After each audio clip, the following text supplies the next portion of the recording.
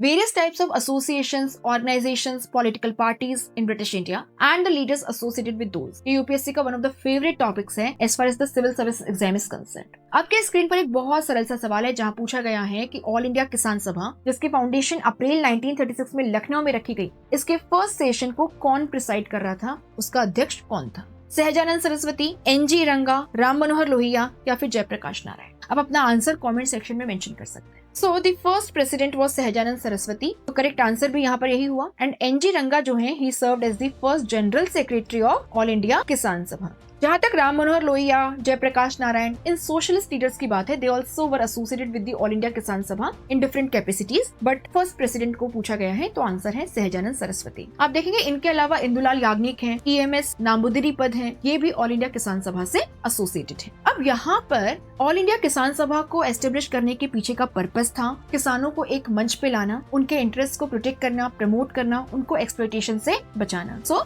To push for agrarian reforms, better tenancy rights and deal with the problems of exploitation by the zamindars, the high rent, high taxes and hari bikari. अब आप मुझे ये बताइएगा, all India Congress socialist party की foundation को कब, कहाँ रखा गया, किसके द्वारा, और इसके पीछे का ऑब्जेक्टिव क्या था? साथ ही में All India Trade Union Congress की फाउंडेशन को कब रखा गया, कहाँ रखा गया, and who was the first president of this particular?